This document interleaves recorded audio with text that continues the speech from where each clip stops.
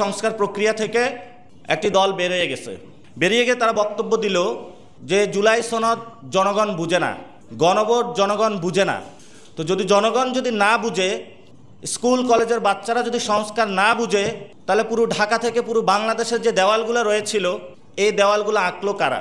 জিয়াউর রহমান জনগণের পালস ধরতে পেরেছিলেন, এই জন্য হা ভোটের মাধ্যমে বিএনপির জন্ম হয়েছে। খালেদা জিয়া জনগণের পালস ধরতে পেরেছিলেন, কিন্তু এখন যারা রয়েছেন ওনারা যদি এই জনগণের পালসটা ধরতে না পারেন, নিজের পায়ে নিজে কুড়াল মারেন, তাহলে আমাদের করার কি আছে? বাংলাদেশ রক্ষার জন্য আপনাদেরকে সংস্কার ঐক্যমত কমিশন যেটা দিয়েছে সেটা মেনে নেওয়ার আহ্বান আমরা রাখলাম আপনাদের কাছে। ফলত পুরো বাংলাদেশ যখন একটা জায়গায় ঐক্যমত হয়েছে, ঐক্যবদ্ধ হয়েছে যে বাংলাদেশে আমরা একটা সংস্কার চাই, হাসিনা যে ফ্যাসিস্ট রিজিমের বাংলাদেশে প্রতিষ্ঠা করেছিল, সে ৭২ সালের সংবিধান থেকে শুরু করে এটার আমরা পতন চাই। আমরা একটা যুদ্ধে অবতীর্ণ হলাম, সেই যুদ্ধে আমরা জয়ী হলাম, এবং সেই যুদ্ধের পরে যে আমরা বাংলাদেশটা কিভাবে চালাবো সেটার জন্য সবাই একসাথে বসলাম। বসার পরে সবাই ঐক্যমত পোষণ করলাম যে আমরা বাংলাদেশটা আগামীতে এই সংস্কার কার্যক্রমের ভিত্তিতে হলে আগামীর বাংলাদেশটা চালাবো। কেন চালাবো? যাতে কোনো আর স্ত্রী তার হাজব্যান্ডকে জেলের মধ্যে অথবা হলো গুলির সম্মুখে অথবা হলো গুম অথবা খুনের সম্মুখীন না হতে হয়।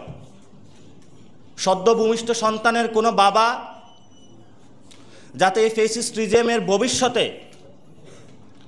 ফ্যাসিবাদী আচরণের শিকার না হয়, এই জন্য আমরা সংস্কার প্রক্রিয়াগুলা একটা জায়গায় ঐক্যবদ্ধ হয়েছিলাম।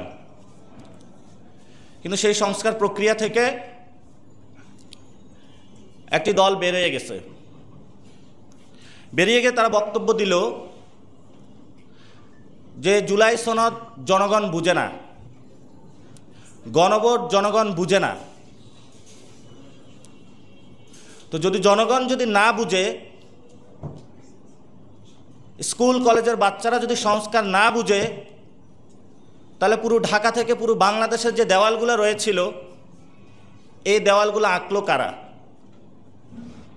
তাহলে এই দেওয়ালগুলো বিএনপির নেতাকর্মীরা আঁকে নাই, কারা এঁকেছে?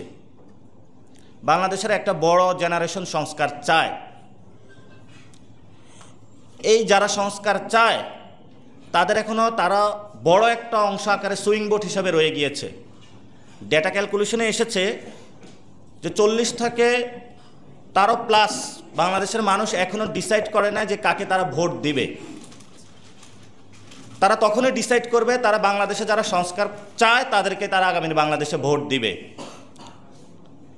এই জন্য আমরা বর্তমানে যে রাজনৈতিক দল সংস্কারের বিরুদ্ধে দাঁড়িয়েছে, আমরা তাদের কাছে আবেদন রাখব, এই দেশের সার্বভৌমত্ব অখণ্ডতা বাংলাদেশ রক্ষার জন্য আপনাদেরকে সংস্কার ঐক্যমত কমিশন যেটা দিয়েছে সেটা মেনে নেওয়ার আহ্বান আমরা রাখলাম আপনাদের কাছে। প্রশ্ন এসেছে গণভোটের। সংস্কারের পক্ষে জনগণ ভোট দিতে চায়, কিন্তু আপনি যদি জনগণকে তার ভোটাধিকার থেকে বিরত রাখতে চান তাহলে আপনার মুখে আর গণতন্ত্র শব্দ মানায় না। এই জন্য আপনি যখন গণতন্ত্র বলবেন, অবশ্যই জনগণ যেটা চায়, জনগণ ভোটাধিকার প্রয়োগ করতে চায়, সেটাতে অবশ্যই আপনার সম্মতি জ্ঞাপন করতে হবে। জিয়াউর রহমান জনগণের পালস ধরতে পেরেছিলেন, এই জন্য হা ভোটের মাধ্যমে বিএনপির জন্ম হয়েছে। খালেদা জিয়া জনগণের পালস ধরতে পেরেছিলেন, এই জন্য বাংলাদেশে অন্যতম বড় দল হিসেবে বিএনপি আবিষ্কৃত হয়েছে।